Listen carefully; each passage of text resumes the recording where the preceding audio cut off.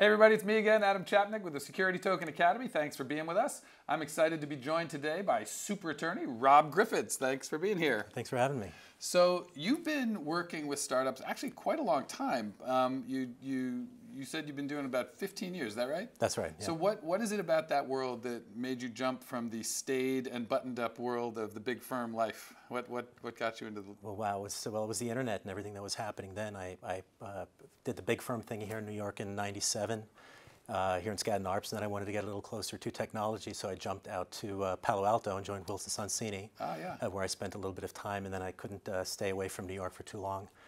Came back and joined a startup that a friend of mine had started as in-house counsel, and when everything imploded, I decided to start my own practice because at that time there weren't any there weren't really any small, law firms that were servicing startup clients. Got it. So you've been mostly facilitating the Reg D financing. Is that how you've been working with these guys? Yeah, we're a general corporate firm, so I've been doing a wide range of corporate transactions. But if I were to say I'd focus on any one particular thing, it'd definitely be helping structure financings. And of course, in the startup world, those are Reg D offerings for the most part. Right. So how did the Jobs Act and all of that land with you? Where did you think that was going to go, and what do you think now? Yeah, well, it was exciting. I remember it must have been in 2005 or 2006, a client came and said, we've got, must have been a little bit later because I think Kickstarter was starting to happen at this point, but they said, why can't we do the same thing with equity? Right. And we looked over all the regs and we said, it's just not possible to do. And then, of course, years later we get the Jobs Act, and that, began to open everything up. And have you been a part of any of the financings that went through a Reg A or a Reg CF or any of those kind of things, or has that just sort of not been? Yeah, I've done some Reg CFs. Oh, really? My partner has done a number of Reg A's. So. Oh, so you really have been in it there. Mm-hmm. Oh, that's great. And so how has that changed things? What exactly? For the Reg A and the Reg CF, have you seen anything happen with a startup? Has it made things easier, harder? Has it been different?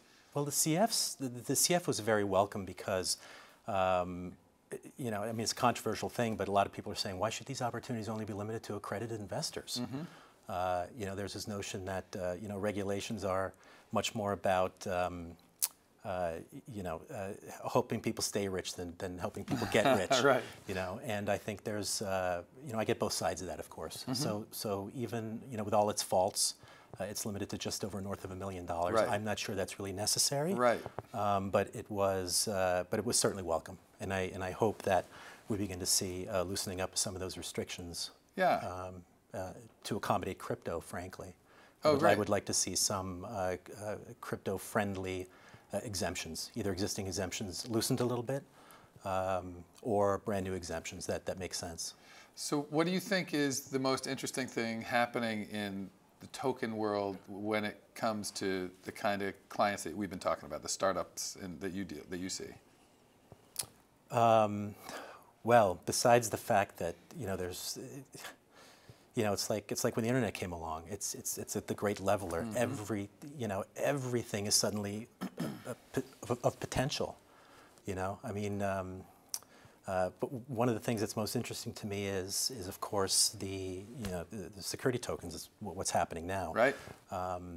ICOs. I don't want to repeat what we all know, really, but lay it on us. I like the clarity that's starting to emerge with just terminology right now. I was never a fan of the term utility token, because people would use that term as sort of a defensive declaration that I'm not a security, it's a utility token. After all, semantic you can do something with it. As Jay Clayton said, right? And it's important, and now I'm more comfortable with the term because now people are beginning to understand that it may be a utility token, but you might still be subject to the securities laws.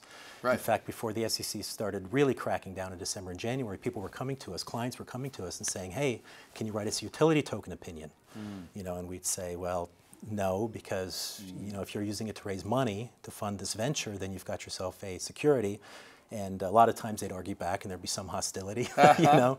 And December, January comes around and now clients come to us and they say, hey, we're doing an ICO. We understand in the United States that we've got to do a Reg D or some other exemption. And so it's amazing how quickly things changed overnight. Yeah, what do you think about the place of utility tokens and security tokens?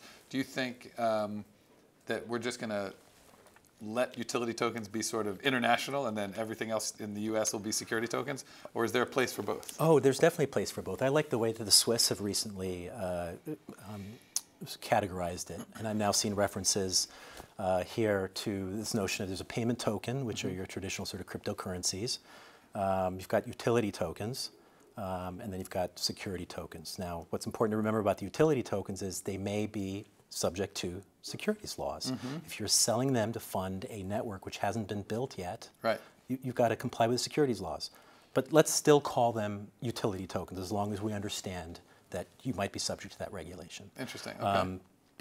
In other words, let's call them what they are and what they do, as opposed to what regulations they might be subject to. Right? That's much more accurate, because utility tokens are just that. They're, they call them gas. They give you access to a particular network. It's a very understandable concept. Right. And I think we need those, and we need them in the United States, right? Yeah. Security tokens are, of course, something completely different. And that's what we're here to talk about today. These are, I think in the simplest sense, these are tokens that are backed by some sort of asset. It just so happens that they're also subject to the securities laws, because the underlying asset is, not the underlying asset, but the securities that the token represents. And so while there might be a tremendous amount of regulation that these tokens have to comply with and subject themselves to, that's actually one of their benefits, right? Is because that regulation, that code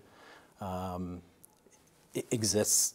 The code of law, right, is a term that we have, because it is in fact code. It might be voluntary, right? It's expected that you comply, but now what we're taking is we're taking that code and we are writing it into real code. Right. It's almost come full circle, and so, payment tokens, utility tokens, security tokens, we need all of them, and I like to see, I like to see some. I don't like to get wrapped around terminology too much, because we tend to get hung up on it. But I think in this case, it's actually very important for us to get clear on what these things are. Yeah, and I think without it, oh my gosh, it's been mayhem. So you're right, I agree. So from where you're sitting, what do you think is in store for the next, say, 12 to 18 months with this new fervor around security tokens? How's that going to play out? Well, as soon as people are starting to pay attention, obviously now. 2018 will be the year of the security token. And I think people are waking up to why. Why. A lot of people are saying, look, this is a $1 trillion market, and I don't think there's any doubt about that.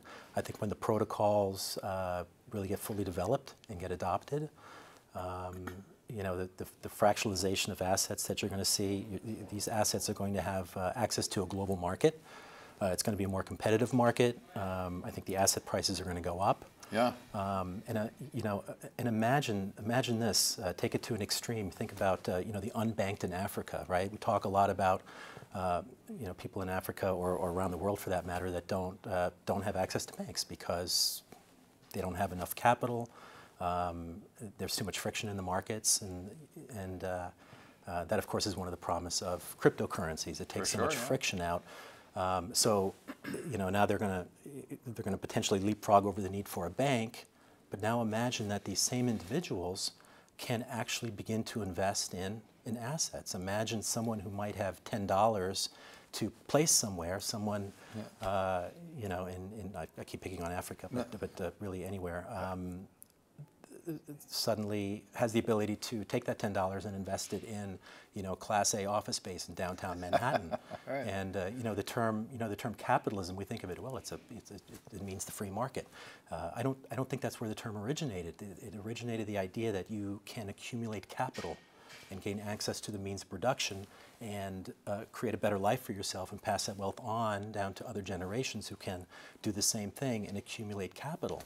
Now we're truly bringing that promise to folks around the world. I love it. And I think that's the ultimate promise. And so again, to repeat what I said earlier, a lot of people in the industry that are making all this happen are you know, I've heard them say, well, this is, you know, this is really evolutionary. This is not a revolution, and it might not be. It might not be revolutionary in that, arguably, it's a small improvement over the way things are done right now. But if you look at the consequences of this and where this is going, it is going to have a tremendous impact around the world in ways that we can't even imagine right now. Exciting. Yeah. Very inspiring. Rob, thanks so much for joining us and sharing your insights. Thank you so much. Appreciate it.